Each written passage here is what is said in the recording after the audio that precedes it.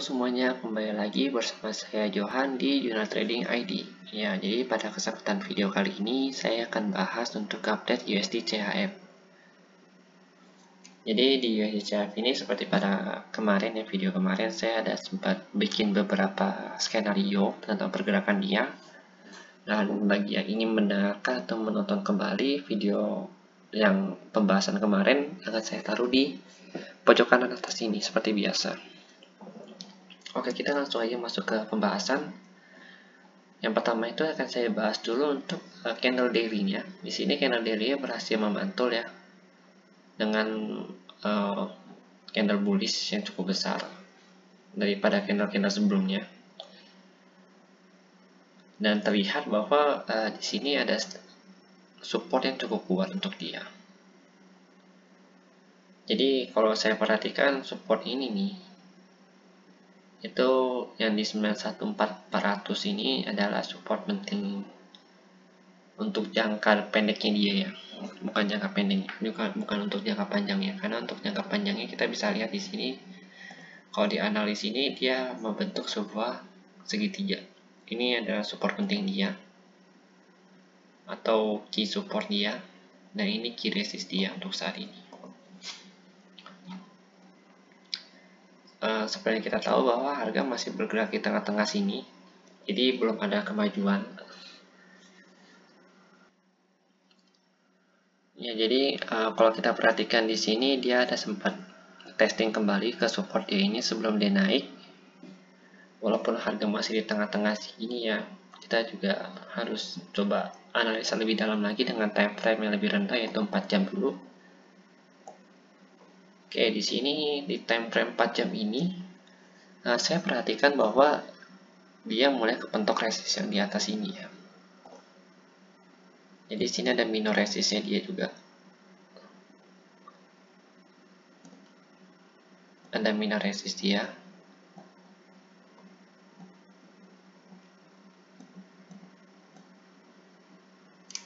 Di sini. Harganya pada saat dia menentu resist ini beberapa kali kalau kita perhatikan di sini. Dia langsung pullback. Sama seperti resist yang di bawah sini ya. Ketika dia menyentuh dia langsung pullback. Karena ini kan range-nya cukup jauh kalau kita pakai candle yang lebih rendah time frame-nya. Hanya saja kita memakai candle time frame 4 jam jadi terlihat dekat sekali. Kalau kita perhatikan di sini beberapa kali ya, ketika dia udah naik ke sini dia mencoba untuk bertahan di atas. Lihat, dia coba untuk bertahan di atas. Oke, di sini, sorry, di sini ya.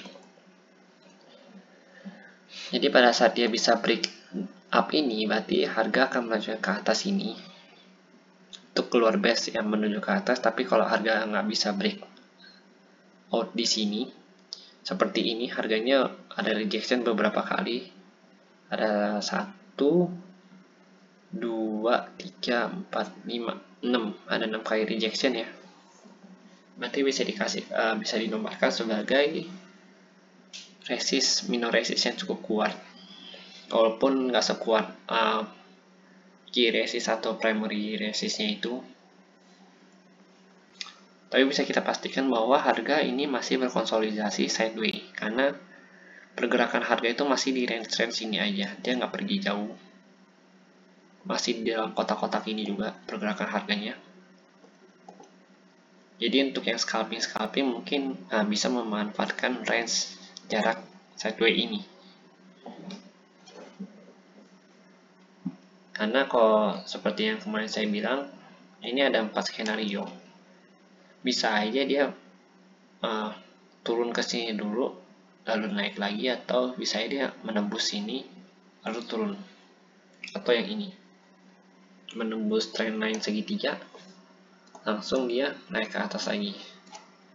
Untuk saat ini belum bisa diprediksi sama sekali karena time frame untuk pergerakan harga itu masih sideways di dalam kotak ini. Jadi untuk tahu dia gerak atau enggaknya itu nanti kita harus tunggu dia keluar kotaknya dia dulu, antara dia mau keluar ke bawah atau keluarnya ke atas.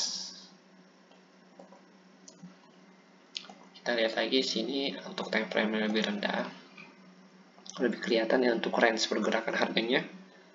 Ketika dia menembus garis ini, dia agak kesusahan untuk naik kembali. Sama halnya dengan ini. Ketika dia menembus garis ini ke atas, dia agak susah untuk turun kembali. Karena si garis ini mencoba untuk menahan harga itu. Berarti bisa dikatakan bahwa kedua garis ini memiliki peranan penting juga dalam pergerakan harga si USD CHF ini.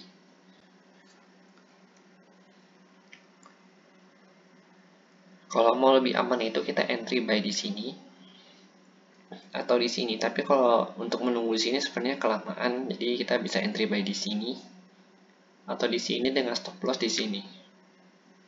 Karena ini area konsolidasi dia. Jadi kalau dia melewatin area ini, itu otomatis harga akan ke sini. Kan maksud saya lumayan juga ya kalau misalkan kita nahan dari sini. Dari sini ke sini kan lumayan banyak pips ya. Belum lagi kalau diajak swing low seperti ini. Jadi lebih aman kita pasang stop loss itu daerah-daerah sini aja. Tapi saya tidak menyarankan untuk entry, jadi coba kalian samakan kembali dengan trading plan kalian masing-masing. Karena keputusan juga tetap ada di tangan kalian. Saya hanya bisa merekomendasikan atau membantu kalian dalam menganalisa si USD CHF ini. Pada hari ini saya juga nggak ada buka open posisi di USD CHF karena saya masih berfokus kepada EUR USD dan juga GBP USD saya. Kalau kita perhatikan di sini mungkin nggak gitu kelihatan ya untuk pergerakan-pergerakannya, tapi kalau kita coba masuk ke M30, kita bisa lebih kelihatan di sini sebelum dia turun di sini, dia ada membuat base dulu nih. Nah, kita gedein ini dia ada buat base ya di sini ya. Base kecil banget. Jadi di sini ada base kecil, dia kecil ya. Pada saat dia berhasil menembus base ini, nih yang black ini, dia langsung turun. Jadi kemungkinan besar sini ada base lagi nih. Di support dan resist dia itu ada base ternyata masing-masing. Nah, kalau dia bisa menembus base ini, atau dia bertahan di base ini, berarti otomatis harga akan naik lagi ke atas. Nah, kalau kita pakai M30 lebih jelas dalam pengambilan keputusannya. Di sini terlihat dua candle merah yang begitu besar, bahwa menunjukkan tekanan seller yang begitu besar ya, untuk menurunkan si harga ini.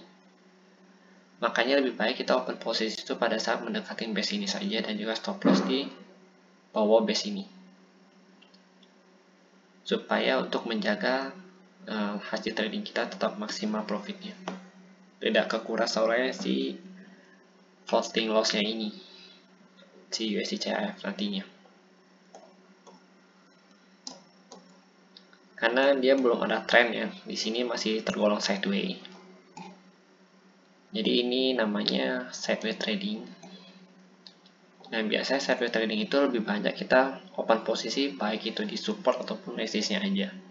Kalau lagi di tengah-tengah begini lebih baik jangan open posisi karena cukup berbahaya pergerakannya.